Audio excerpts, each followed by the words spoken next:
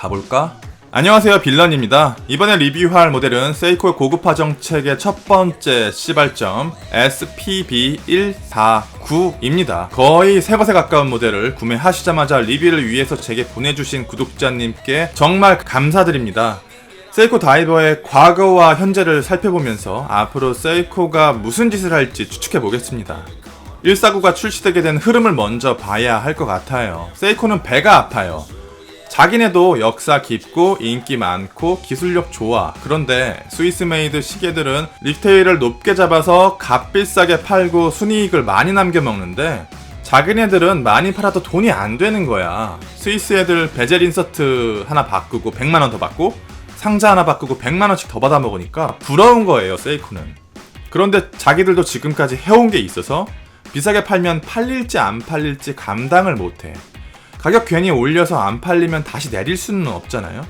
망하는 거죠. 그래서 가격을 못 올리고 있다가 2017년도 바젤월드에서 유기마스를 비롯해 터틀과 마마를 복각하면서 세이코 치고 굉장히 비싼 가격으로 출시했는데도 불구하고 특정 모델은 빠르게 품절됐어요. 여기서 세이코는 할만하다라고 확신한 듯 보여요. 세이코 다이버를 출생 순서대로 나열하면 첫째 유기마스, 둘째 터틀, 셋째 튜나, 넷째 마마, 다섯째 SKX 이렇게 되고 각각의 모델의 이력들을 짧게 보면서 미래를 예상해 볼게요. 달러와 유로가 난잡하게 나오는데 한화로 보시면 될 거예요. 유기마스부터 2017년도 바젤월드서 유기마스 오리지널을 복각하면서 3,800유로 530만원으로 출시했어요. 2020년도에 유기마스를 또 복각하면서 통수와 함께 6,300달러 750만원으로 출시했고요. 동시에 유기마스 다운그레이드 한정판 SPB149 지금 이 모델이죠. 1350달러 대략 160만원 유기마스 다운그레이드 일반판 SPB147 대략 1000달러 110만원 정도로 출시했어요. 터틀은 SRP777 기본형을 아직까진 저렴한 가격에 출시하고 있는데 아마 멀지 않은 미래에 단종되겠죠? 한 단계 윗등급 킹 터틀 SBDY051을 610유로 85만원에 판매 중이고 2017년도에 복각 한정판 슬라 033을 4,350유로 610만원에 출시했는데 생각보단 잘 안 팔렸어요. 터틀의 실제 사이즈는 44mm 정도인데 이 복각은 사이즈가 좀 더 커요.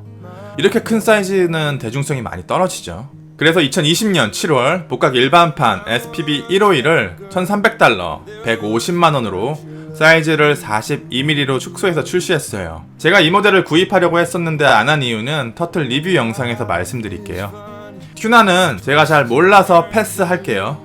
마마는 2017년도에 슬라 025로 마마 복각이 출시되었고 5,500유로 770만원이었어요. 현재 신형 마린마스터가 3,000달러 355만원에 판매 중이고 2020년도에 또 한정판을 6,800달러 806만원으로 출시했어요. SKX 007과 013은 단종되었고요. 아마도 추후에 복각하면서 지금은 상상도 할 수 없는 가격으로 팔아먹겠죠.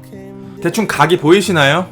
플래그십인 복각 라인들은 800만원 이상의 가격대로 출시할 것이고 헤리티지를 머금고 있는 50만원 아래 저가 다이버들은 단종시킬 것이며 미드레인지의 100만원에서 200만원 사이를 세이코 다이버의 베이직 라인으로 만들고 있어요. 세이코가 아주 달콤한 돈맛을 봤어요. 가성비란 단어는 더 이상 세이코에 걸맞는 단어가 아니네요. 그렇다면 문제는 이거죠. 가격이 오른 만큼 퀄리티도 수준에 맞게 올라갔는가? 그걸 중점적으로 보면서 디테일 리뷰를 조금 상세하게 해볼게요. 세이코는 일본 내 레퍼런스와 해외용 레퍼런스가 달라요. 헷갈리게. SPB149는 해외용, SBDC107은 일본용 레퍼런스로 둘 다 같은 모델을 지칭하는 겁니다. 세이코가 최근 들어서 색감을 정말 잘 뽑아요. 상위 등급인 마린마스터와 비교해서 보여드릴게요. 저는 이 마마의 디자인이 다이버워치 중에서는 완벽에 가깝다고 보거든요. 얇아지고 가벼워지고 작아진다는 가정하에. 그런데 이 두 모델을 비교했을 때 149가 그렇게 꿀린다는 느낌을 받지 못했어요. 둘 다 같은 청판 다이버인데 마마는 깊은 심해와 얕은 바다의 느낌을 구현했고 149는 전체적으로 일관된 연한 청색에 그레이가 섞여있는 무채색 계열의 톤이라고 보시면 돼요. 차분해 보이고요. 전 오히려 마마보다 이 다이얼 색감에 한 표를 던지겠습니다. 색감은 정말 최고네요. 어떤 게 더 이뻐 보이나요? 느낌이 완전 다르기 때문에 취향 차이로 갈릴 것 같아요. 제가 유색 다이버를 별로 좋아하지 않는데 이 정도의 파란색이라면 충분히 수용 가능할 것 같아요. 세이코의 다이버는 대부분 챕터링이 존재하거든요. 그런데 이 모델은 챕터링이 없어요. 이 공간이 비면서 정면에서 봤을 때는 괜찮은데 측면에서 이 모델을 보게 되면 가끔씩 허한 느낌이 드네요. 3시에 있는 데이트 창에는 아무 장식도 없는데 이게 신의 한 수예요. 연태 고량주처럼 뒷맛이 깔끔해요. 야광은 세이코가 알아주죠. 빛 냄새만 맡아도 미친듯이 발광하기 시작하는데 지속력은 잘 모르겠어요. 폰트는 부풀어 있어서 입체적으로 보일 정도예요. 야광뿐 아니라 폰트 칠도 세이코답게 떡칠을 해놨네요. 이건 칭찬입니다. 핸즈가 조금 독특한데요. 두 면으로 분할된 핸즈에 한쪽은 폴리싱, 다른 한쪽은 브러싱이 돼 있어요. 재밌네요. 비대칭으로 만들어진 핸즈는 처음 봐요. 심지어 시침과 분침에 폴리싱과 브러싱이 반대로 되어 있어서 핸즈의 독특함이 더 부각되고 같은 빛을 다르게 해석해버리니 오묘해요, 느낌이. 깊어 보인다고 해야 할까요? 금색으로 된 초침은 퀄리티가 많이 좋아졌어요. 제가 마마를 처음 구매했을 때 이 금색 초침 정말 거지 같았거든요. 세이코 저가 다이버들의 고질병, 야광, 인덱스, 베젤, 이 세부적인 디테일들이 일부러 그런 것처럼 조금씩 일그러져 있었죠. 뒤틀린 어미처럼. 다행히도 업그레이드된 이 모델은 이 방면에서는 완벽합니다. 다이얼 안에서는 모든 게 완벽해요. 베젤과 인서트는 말이 많아요. 유기마스에 비해서 사이즈가 커지면서 베젤의 사이즈도 같이 커졌어요. 오버사이즈 느낌으로.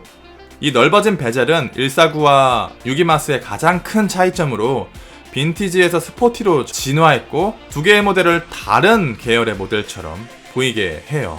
과연 이 베젤 인서트가 세라믹인가 스틸인가 하는 논쟁도 있었거든요. 이것보다 낮은 가격대 세이코 다이버들의 세라믹 베젤이 적용되었기에 사람들은 당연히 세라믹일 거라 생각했는데 세이코는 변태같이 베젤 인서트의 소재를 공식적으로 발표하지 않아요.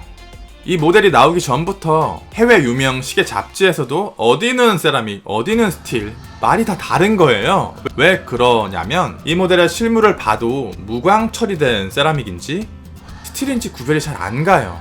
결국 해외 유튜버가 세이코 본사에 물어봤는데 스틸로 답변이 왔습니다. 베젤은 스틸 위에 브러싱 처리를 한 것이고요. 원래 이 가격대라면 세라믹이 적용돼야 되는 게 맞는데 고가로 출시되는 복각 다이버들과 차별점을 두기 위해서 다운그레이드를 시켰네요. 120 클릭으로 된 베젤은 기분 좋은 텐션을 가지고 있어서 자꾸 돌리고 싶어져요. 모든 면에서 현대적으로 바뀐 149지만 글래스만은 도명으로 유지하면서 빈티지한 느낌을 살렸어요. 149는 유기마스의 다운그레이드 버전이라고 생각했는데 제 해석이란 단어가 더 어울릴 것 같아요. 케이스는 전체적으로 앞면은 폴리싱, 뒷면은 브러싱 되어 있는데 가격이 올라간 만큼 폴리싱 수준도 많이 올라갔고 아주 세밀한 헤어라인이 고르게 들어가 있어서 촉감이 되게 좋아요. 여기다가 다이아 쉴드 코팅도 입혀져 있어서 광택을 오랫동안 유지하고 스크래치에도 강합니다. 케이스의 단점은 하나예요. 14mm라는 어마어마한 두께에서 비롯되는 착용감 문제. 정면에서 보면 이 모델이 이렇게 두꺼운지는 상상도 안 되거든요. 옆에서 보면 엄청 영리하게, 나쁘게 말하면 얍삽하게 두께를 러그 안쪽으로 숨겨두었어요. 이런 디자인을 구현하지 못하는 브랜드가 더 많거든요. 거기다가 뭐라고 해야 될까요? 구조상 시계 본체의 무게중심이 조금 높아요. 브라이틀링의 내비 타이머가 엄청 크고 무겁지만 무게중심이 골고루 퍼져 있어서 편한 것과는 반대네요. 케이스 브레이슬릿에 적용된 브러싱은 역대 세이코 모델 중에서도 최고급이에요.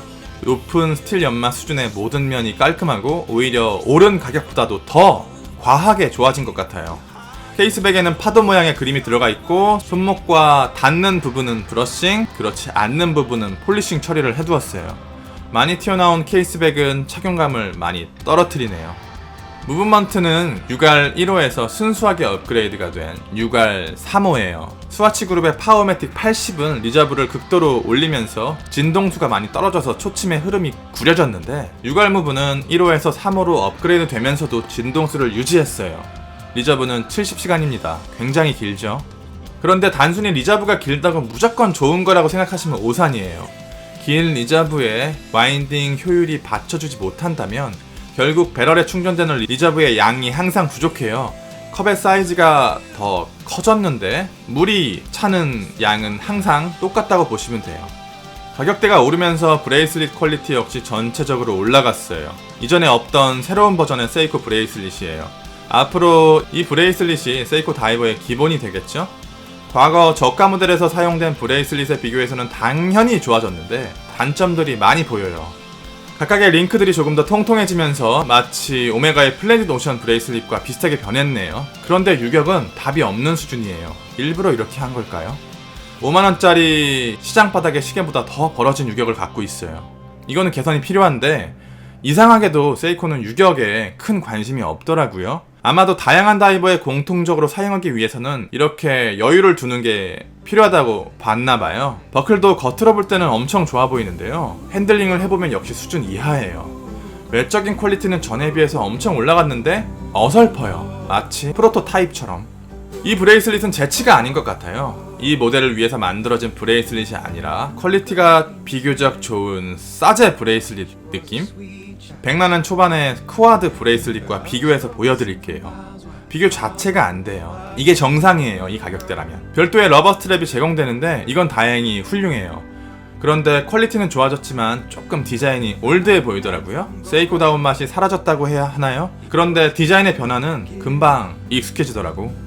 1350달러의 가치가 있는가?